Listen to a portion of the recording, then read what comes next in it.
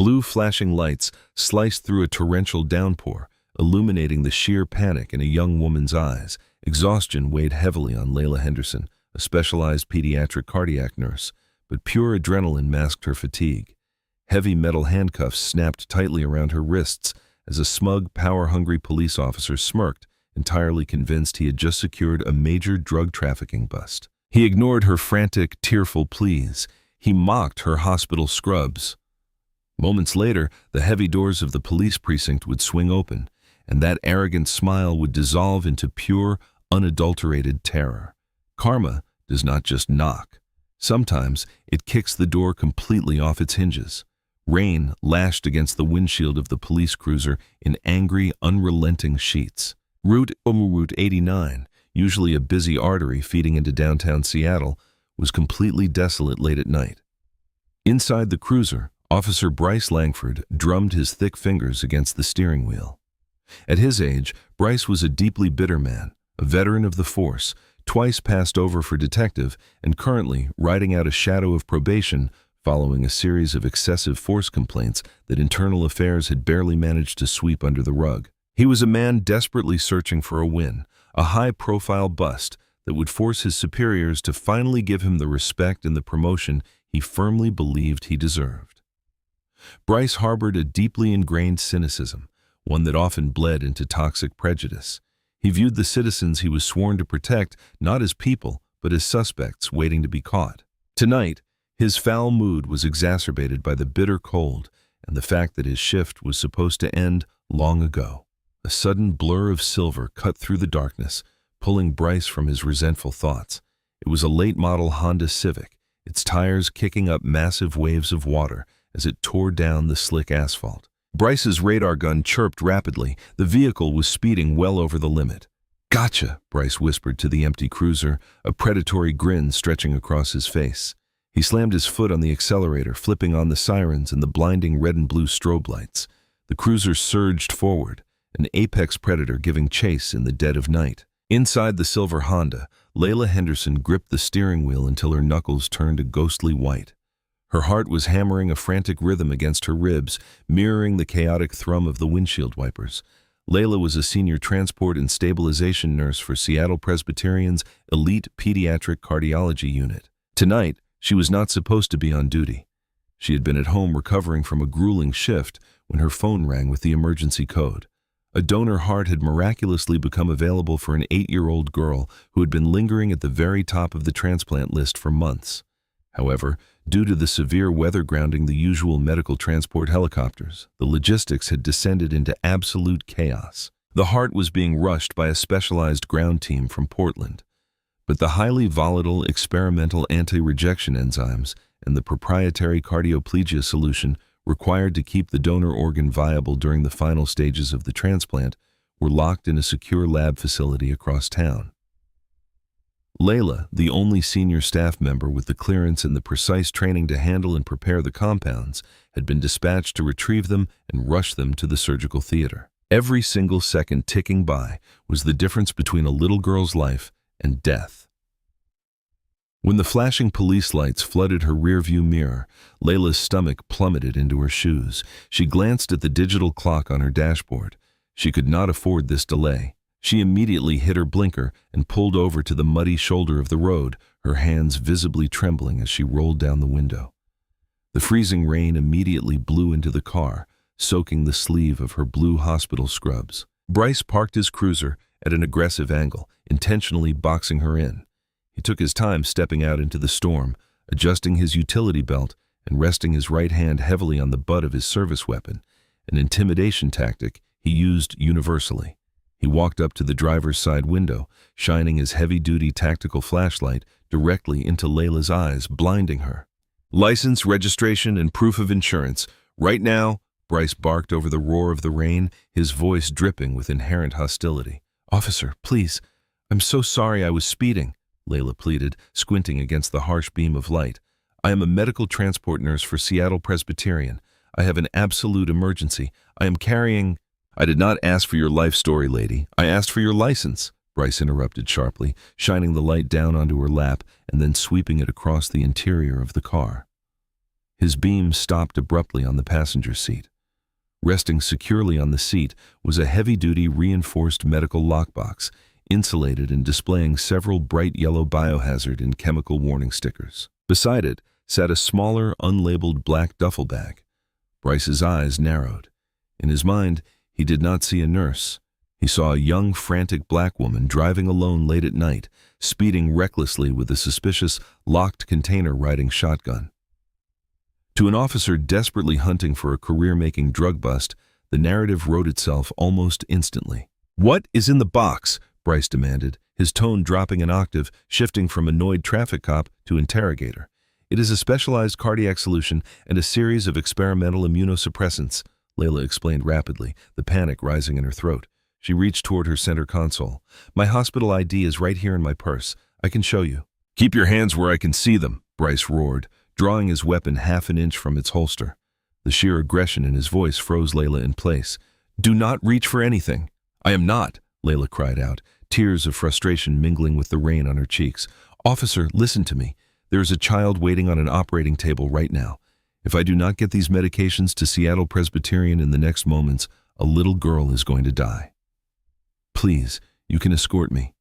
Follow me to the hospital. Run your sirens, please." Bryce scoffed, a cruel, dismissive sound that cut through the storm. "Yeah, I have heard every excuse in the book. I am rushing to the hospital. My wife is in labor. My kid is dying. You people always use the same pathetic lines. Step out of the vehicle." "You cannot do this," Layla screamed, genuine terror for the young patient taking over. "Call dispatch. Call Dr. Marcus Caldwell at Seattle Presbyterian. He will verify everything I'm telling you." "I said step out of the damn vehicle," Bryce shouted, ripping the door handle open. He reached in, grabbed Layla by the shoulder of her scrubs, and hauled her out into the freezing downpour. The sheer force of Bryce's pull sent Layla stumbling onto the wet pavement. She scraped her knees against the rough asphalt. The cold rain instantly soaked her to the bone. Before she could even process the physical pain, Bryce had violently spun her around, slamming her chest against the side of her own car. "Spread your legs, hands on the roof," he ordered, kicking her feet apart. "You are making a catastrophic mistake," Layla sobbed, turning her head to look at him, her wet hair plastered to her face. "Check the box. It is temperature controlled. If the seal is broken improperly, the compounds will degrade. A child will literally die on an operating table. Please, I am begging you on my knees. Look at my hospital badge." "Save the performance for the public defender," Bryce sneered, completely shutting out her words. He aggressively patted her down, finding nothing but a cell phone in her scrub pocket. He grabbed her wrists, pulling them behind her back with excessive force, and secured a pair of heavy steel handcuffs around them. He clicked them tight, too tight, the metal biting painfully into her skin. He marched her over to the back of his cruiser, opened the door, and shoved her unceremoniously into the hard plastic back seat. He slammed the door shut, locking her in the claustrophobic, dimly lit cage. Through the rain-streaked window, Layla watched in absolute horror as Bryce walked back to her Honda. He did not go to her purse to check her ID. He went straight to the passenger side door. He opened it and stared at the medical lockbox. "No, no, no, no. Please, God, no," Layla prayed silently, straining against the cuffs. Bryce leaned into the car. He examined the lockbox. The biohazard stickers and chemical warnings meant absolutely nothing to him. In the underground drug trade he was used to dealing with, traffickers frequently used fake medical transport boxes to move massive quantities of liquid fentanyl, methamphetamine precursors, and highly concentrated synthetic opioids. To Bryce, this was the mother lode. This was his detective shield waiting to be collected. He noticed the digital lock on the front of the box. Instead of asking for the code, he grabbed his heavy tactical flashlight and violently smashed the handle of it against the locking mechanism. Inside the cruiser, Layla screamed in despair, though the soundproofed partition muffled her voice entirely. With a loud crack, the plastic casing of the lock shattered. Bryce pried the box open. Cold vapor immediately spilled out into the humid air. Inside, nestled in precisely molded foam, were 4 large glass vials of clear, slightly viscous liquid alongside several blister packs of large, unlabeled white pills. The vials were marked with complex chemical formulas and the words Proprietary Seattle Presbyterian Registry. Bryce pulled one of the cold vials out, holding it up to the light of his flashlight. He smiled. He did not know what kind of synthetic liquid this was, but there was enough of it here to put this woman away for a minimum of years. He tossed the vial carelessly back into the cooler, barely missing the edge of the glass, and grabbed the black duffel bag. Inside, he found Layla's stethoscope, some basic medical supplies, and several thick stacks of cash. It was Layla's emergency savings that she was taking to the bank the next morning to pay for her mother's nursing home care. But to Bryce, it was the definitive proof of a drug deal. Cash and unlabeled chemicals, the holy grail of a narcotics bust. He swaggered back to the cruiser, thoroughly soaked but completely impervious to the cold, fueled by a massive surge of egotistical adrenaline. He opened the front door and slid into the driver's seat, wiping the water from his face. "Well, well, well, Nurse Henderson," Bryce mocked, glancing at her through the wire mesh of the partition. "Looks like your little hospital run is canceled. That is a massive quantity of Schedule I narcotics you have got in there. Combined with the cash, you are looking at intent to distribute, trafficking, and reckless endangerment." "It is not narcotics," Layla shrieked, kicking the back of his seat in absolute panic. "It is tacrolimus and a specialized myocardial preservation solution. Look at my ID. Call the hospital. It is late. The donor heart is arriving. Without those vials, the surgeon cannot perform the bypass safely. You are committing murder right now. Please, I am begging you on my knees. Look at my hospital, Satana.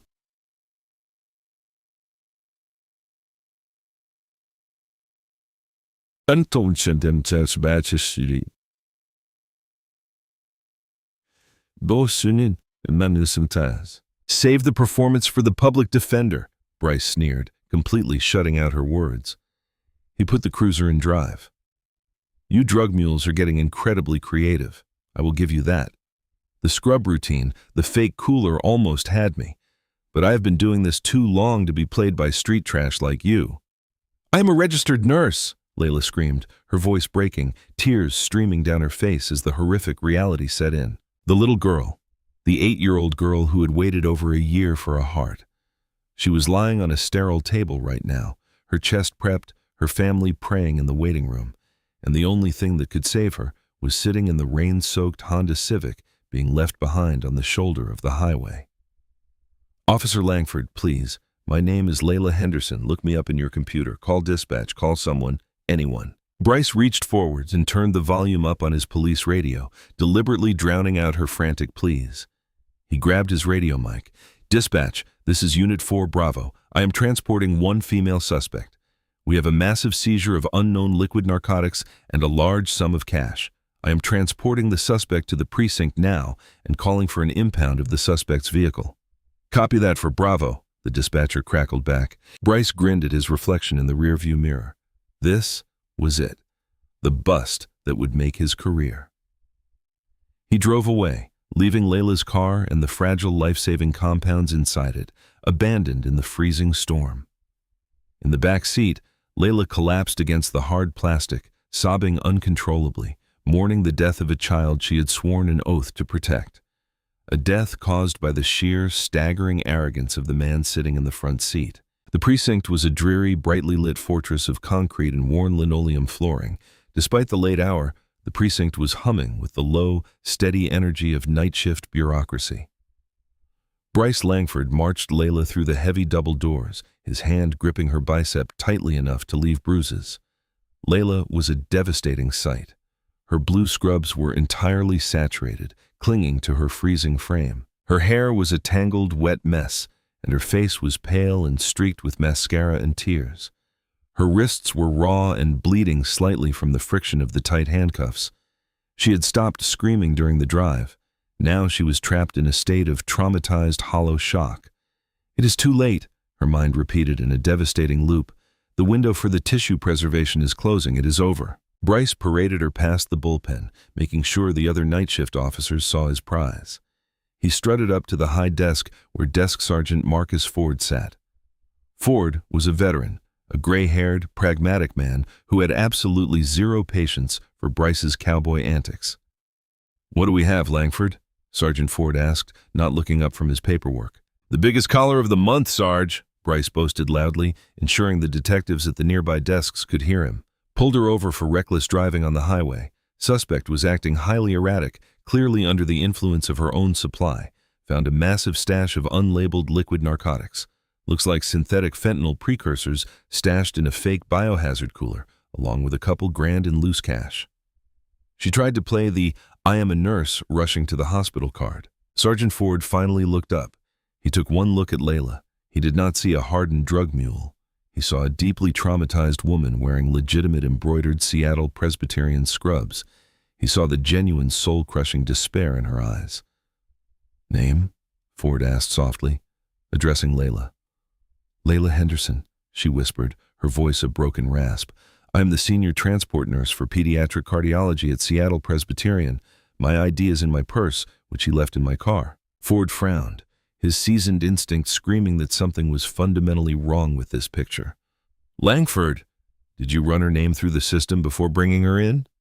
"Did not need to, Sarge. Caught her red-handed with the product," Bryce scoffed, rolling his eyes. "She's just sticking to her script. It is pathetic." "Uncuff her," Ford ordered, his voice hardening. "Sarge, she is a flight risk. I said uncuff her, Langford. Now!"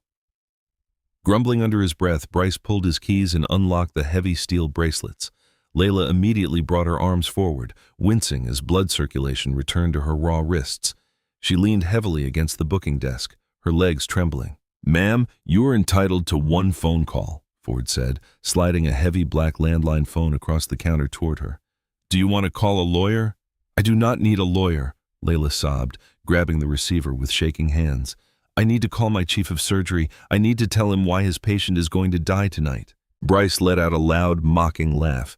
"Give it a rest, lady. The Oscar goes to—" "Shut up, Langford," Ford snapped, the authority in his voice echoing sharply across the room. Several officers in the bullpen stopped typing and turned to watch the exchange. Layla dialed a number from memory.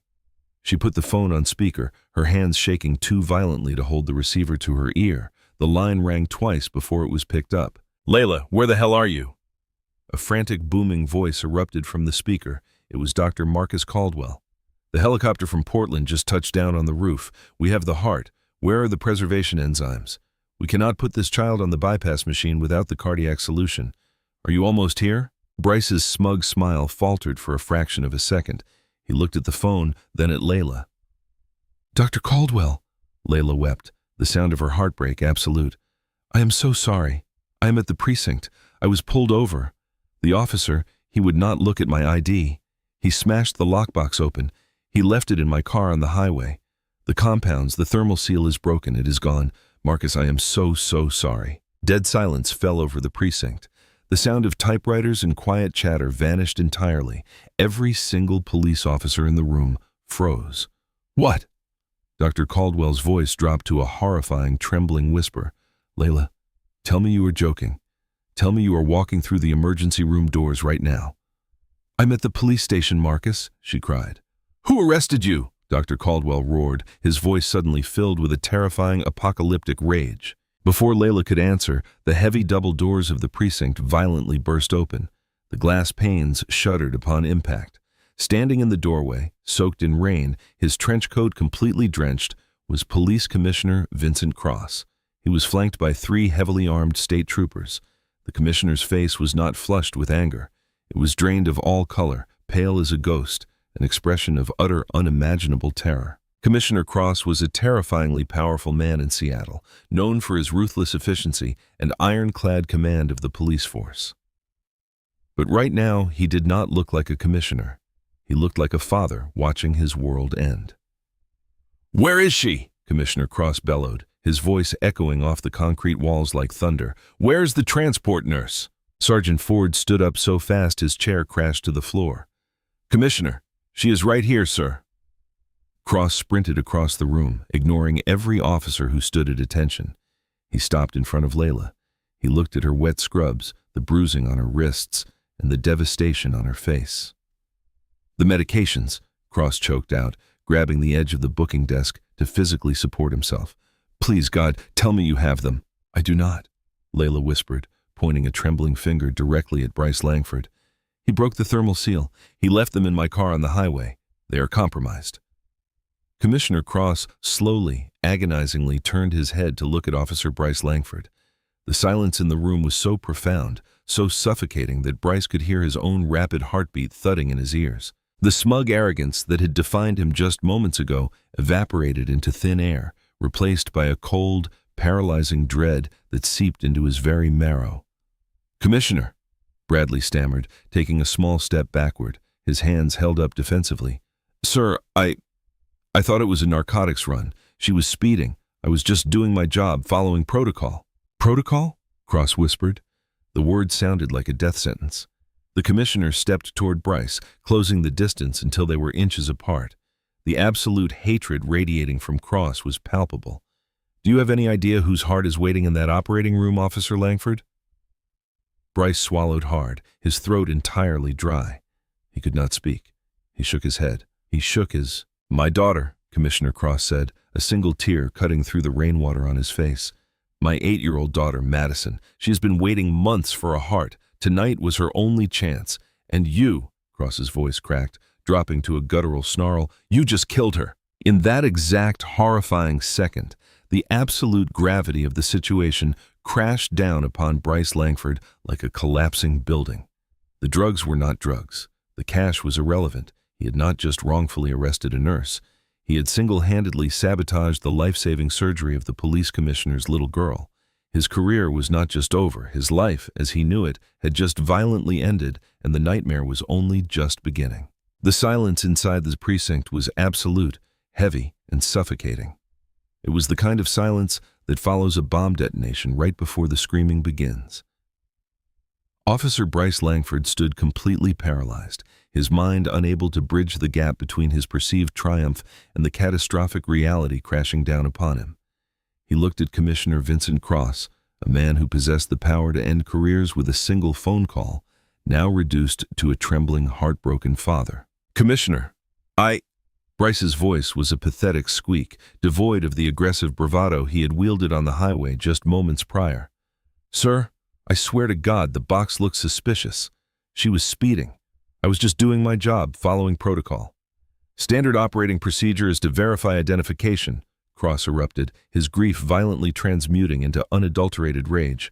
He lunged forward, grabbing Bryce by the collar of his wet uniform, slamming him backward into the booking desk. "Standard operating procedure is to listen when a medical professional tells you a life is on the line. You arrogant, incompetent fool. You broke the thermal seal on a proprietary medical transport." Several officers instinctively stepped forward to intervene, but a single lethal glare from the state troopers flanking the commissioner froze them in their tracks. Nobody was going to save Bryce Langford. "Sergeant Ford," Cross barked, not taking his eyes off Bryce. "Sir," Ford responded immediately, standing at strict attention. "Strip this man of his badge and his firearm, right now," Cross commanded, his voice shaking with a terrifying cold fury. He had to show that he was taking out the trash himself.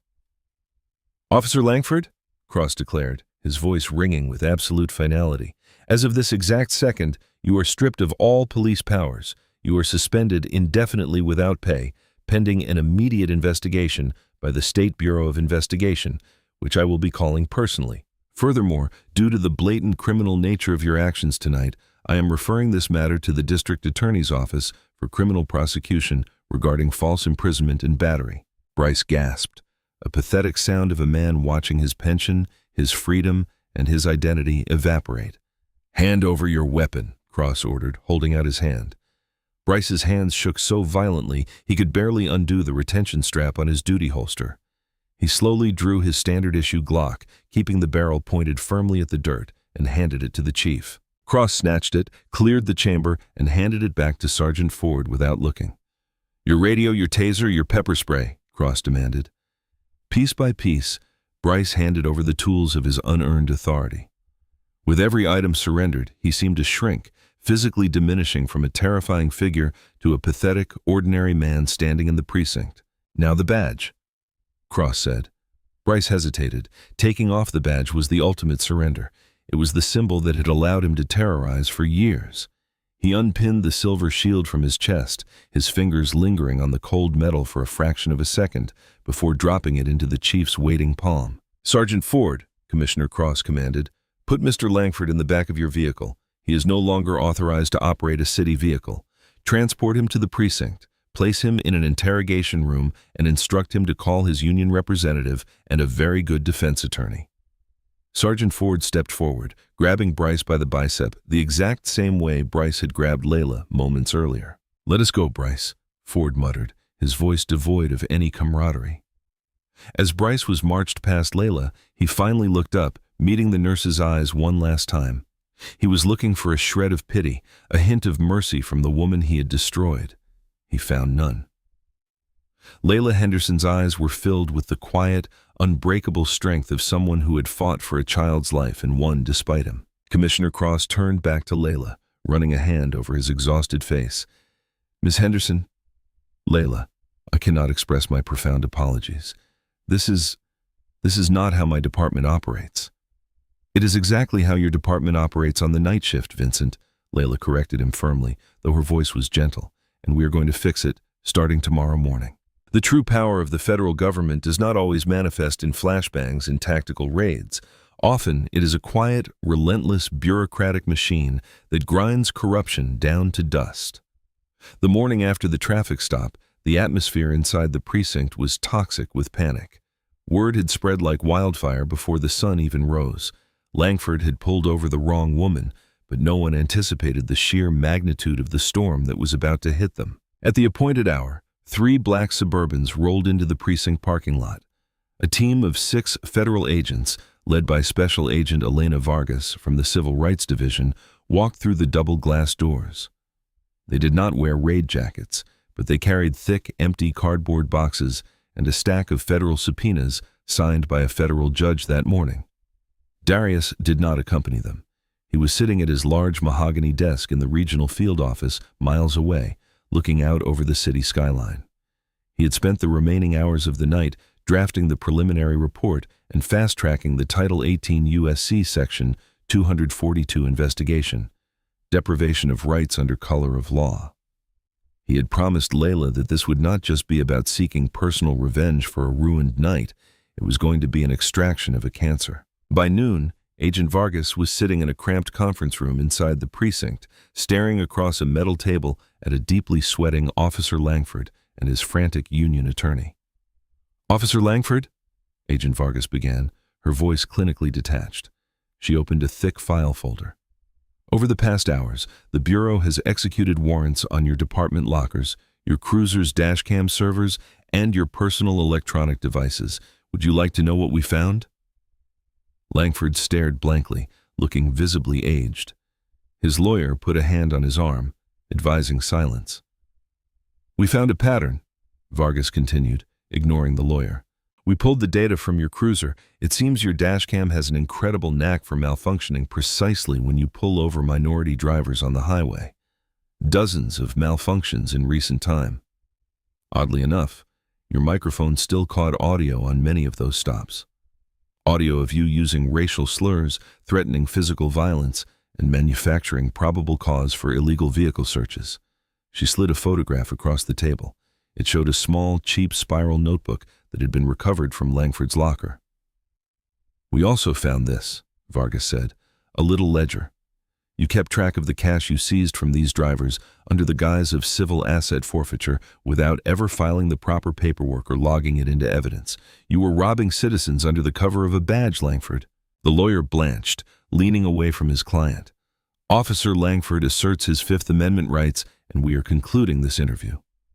"That is fine," Vargas said, closing the file. "He will have plenty of time to assert his rights in federal court." The karma hit the city like a freight train.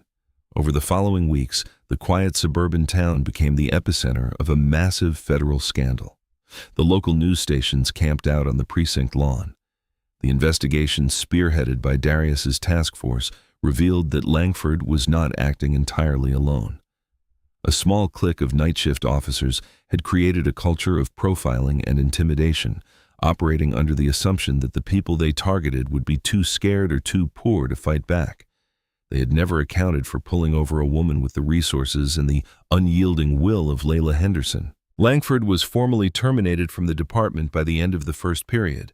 By the end of the following period, a federal grand jury handed down a multi-count indictment against him, including civil rights violations, extortion, and obstruction of justice.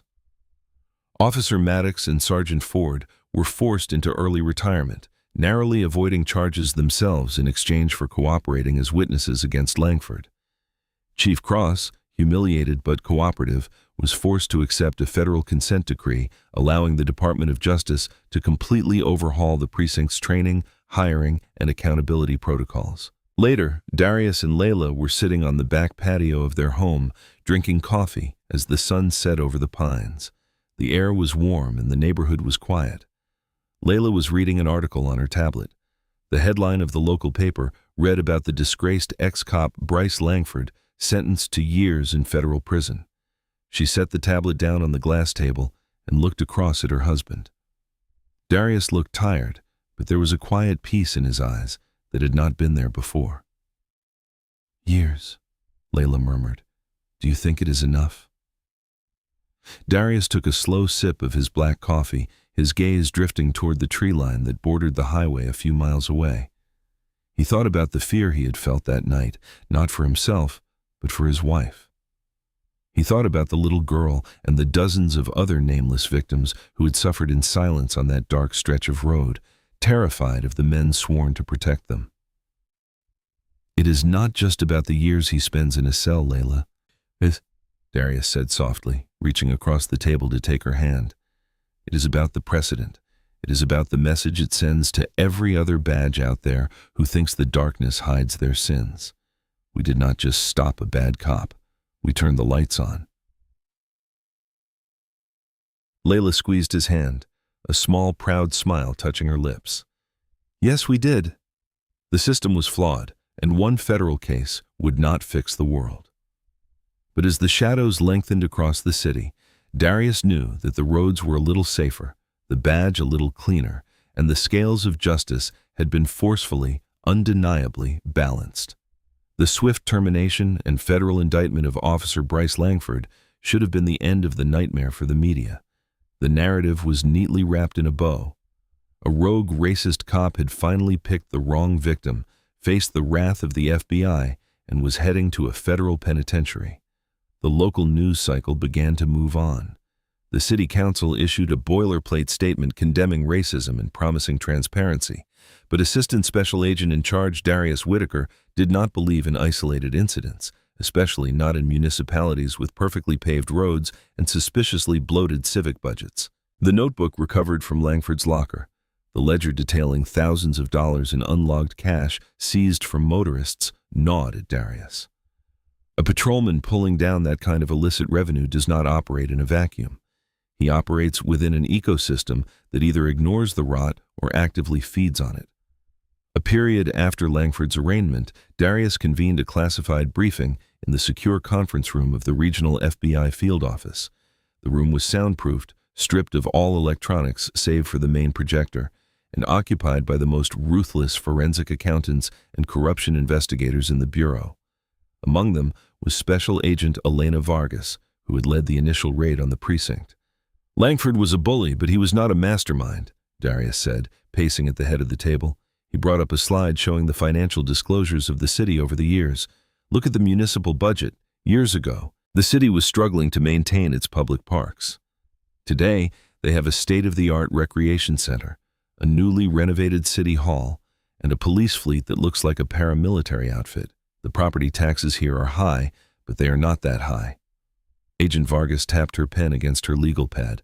"We followed the money from Langford's ledger. He was not keeping all of it. In fact, he was only keeping about 15%. The rest of the cash he seized during those illegal stops was deposited into an evidence lockbox. But here's the twist. That money never made it to the county prosecutor's office for official civil asset forfeiture proceedings." Darius stopped pacing. "Where did it go?"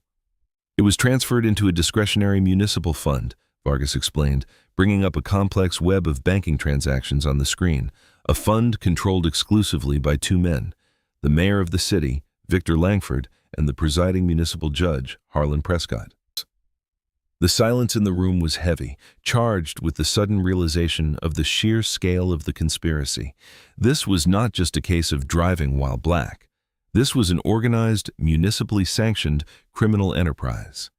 Mayor Langford was a staple of local high society, a silver-haired politician who shook hands at country clubs and preached about law and order at every election cycle. Judge Prescott was a former state prosecutor known for handing down maximum sentences to minor offenders, effectively turning the local courthouse into a processing plant for the prison system.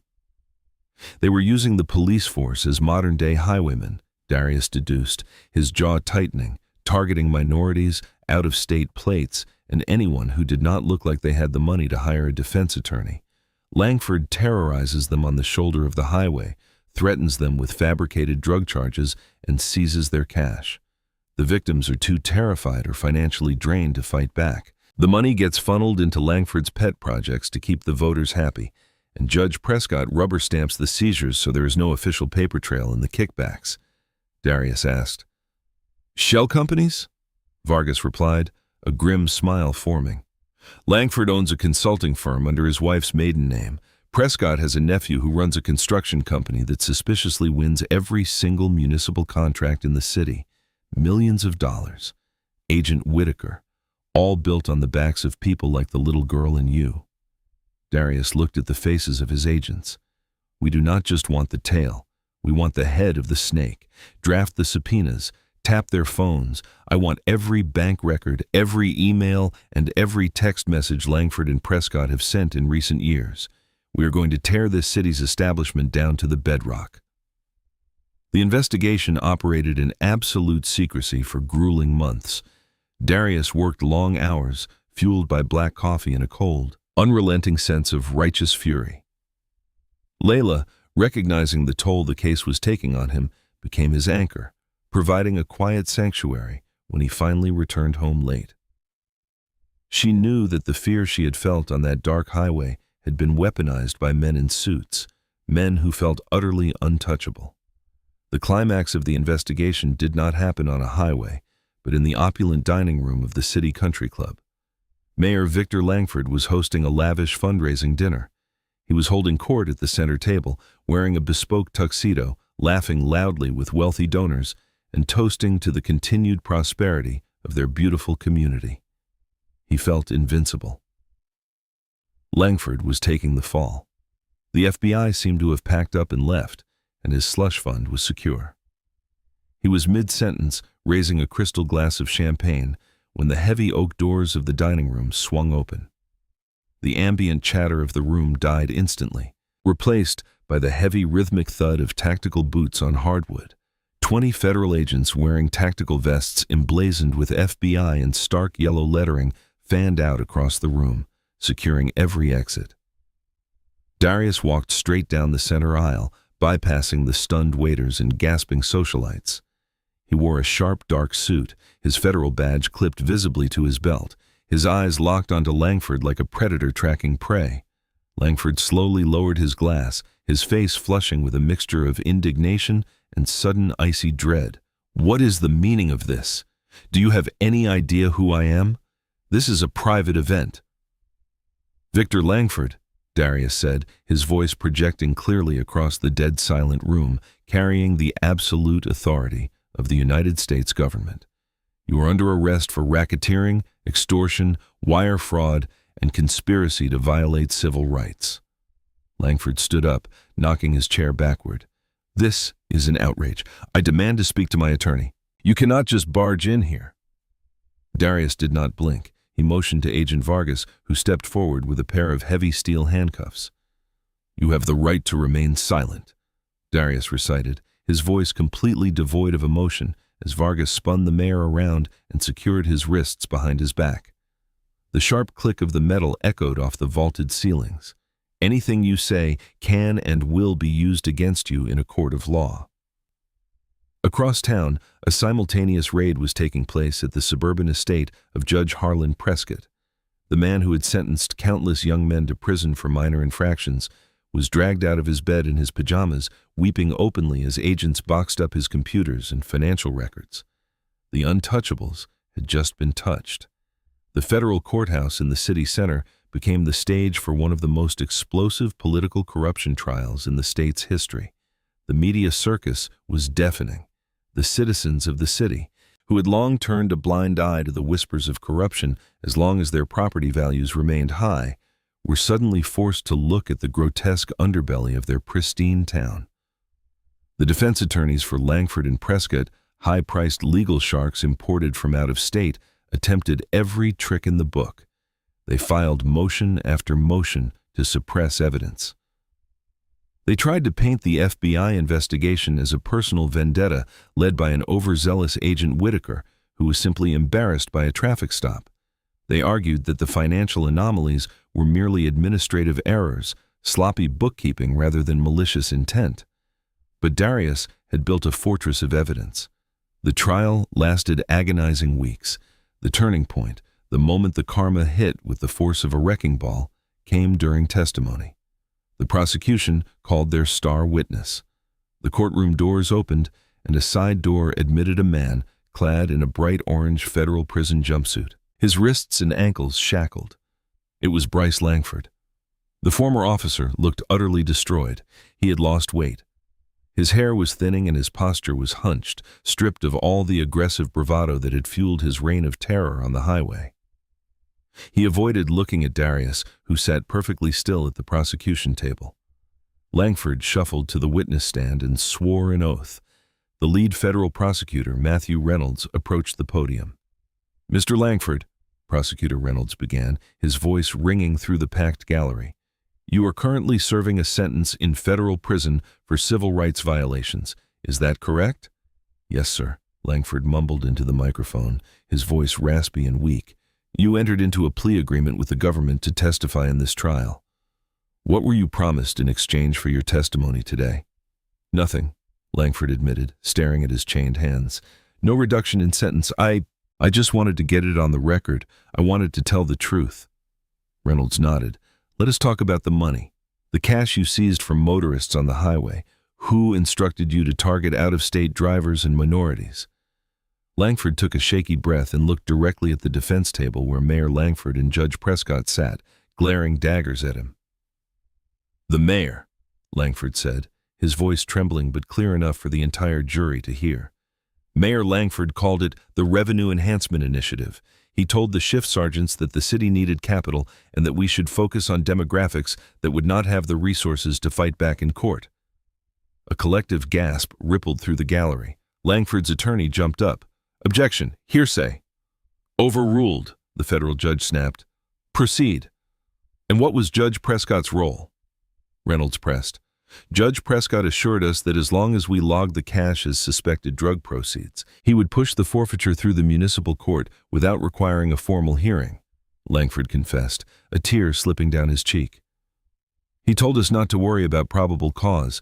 He said the bench will catch whatever you throw." The absolute betrayal of the public trust was laid bare. Langford spent hours on the stand, detailing exactly how the scheme worked, corroborating every single wire transfer and offshore shell company the FBI had uncovered. He detailed the culture of racism and impunity that Langford and Prescott had actively fostered, turning public servants into armed robbers. When it was Darius's turn to take the stand later, the defense tried to rattle him. They played the video Layla had recorded of the traffic stop, attempting to show that Darius had been uncooperative. "Agent Whitaker," the defense attorney sneered, pacing in front of the jury box. "You escalated this situation, did you not? You refused to step out of the car initially. You used your badge to intimidate a local police officer. Is it not true you manufactured this entire federal investigation just to punish the city for a simple traffic dispute?" Darius looked at the defense attorney with cold, unwavering composure. He leaned into the microphone. "Counselor," Darius said, his voice resonant and commanding, "I did not escalate the situation. I survived it. If I had not possessed federal credentials, Officer Langford would have illegally searched my vehicle, likely assaulted me, and potentially planted evidence just as he did to dozens of other victims at the behest of your clients. I did not manufacture an investigation. I simply illuminated a criminal enterprise that was hiding behind the color of law. My badge did not intimidate Officer Langford. It terrified him because for the first time in his career, he realized there were consequences for his cruelty. The jury deliberated briefly. When the verdict was read, the courtroom was dead silent. On the count of racketeering, influenced and corrupt organizations conspiracy, we find the defendant Victor Langford guilty. On the count of conspiracy to violate civil rights, we find the defendant guilty. The word echoed over and over. Guilty, guilty, guilty on all counts for both the mayor and the judge. Langford collapsed back into his chair, his face buried in his hands, his pristine reputation and political empire shattered into dust. Judge Prescott openly sobbed. The gavel he had used as a weapon against the poor and marginalized finally turned against him. Later, federal sentencing guidelines showed no mercy. Mayor Victor Langford was sentenced to years in federal prison without the possibility of early parole. Judge Harlan Prescott, given his egregious abuse of judicial power, received years. Their assets were frozen, seized, and liquidated to establish a massive restitution fund for the victims they had targeted over the years. The little girl, the 8-year-old girl who had waited for a heart, received the care she needed. The city was forever changed. The police department was gutted and rebuilt from the ground up under strict federal oversight. The culture of silence and complicity was shattered. One evening later, Darius and Layla took a drive. They drove down the same winding, unlit stretch of highway. The towering pines looked the same, but the atmosphere was fundamentally different. As they passed the mile marker where they had been pulled over, a new city police cruiser passed them, going the opposite direction. Darius tensed instinctively, his hands tightening on the wheel, but the cruiser did not slow down. It did not turn around. The officer inside simply offered a brief professional nod of acknowledgement as they passed, continuing on their patrol to actually protect and serve the community. Layla reached across the center console and placed her warm hand over Darius's rigid knuckles. She smiled softly, the green dashboard lights illuminating the profound peace in her eyes. "You can relax now, Darius," she whispered. "We are just driving home." Darius exhaled a long, deep breath he felt like he had been holding for years. He loosened his grip on the wheel, intertwining his fingers with hers. The road ahead was clear, the shadows banished by the undeniable, unyielding light of justice. They drove on into the night, free at last. The story of Darius and Layla Whitaker serves as a chilling reminder of the systemic vulnerabilities within local law enforcement and the terrifying reality of racial profiling. However, it also stands as a powerful testament to the triumph of accountability. The true twists of this narrative do not lie in sudden betrayals, but in the methodical, unrelenting unearthing of deep-seated corruption by federal authorities. By exposing the financial and political rot orchestrated by Mayor Langford and Judge Prescott, justice was served not just for one couple, but for an entire community victimized by those sworn to protect them. This hard-won karma emphasizes a crucial societal truth. No badge, no gavel, and no political office grants immunity from the law. Ultimately, it reinforces the necessity of vigilance, courage, and the unwavering pursuit of truth to ensure the scales of justice remain balanced for everyone, regardless of the darkness they face.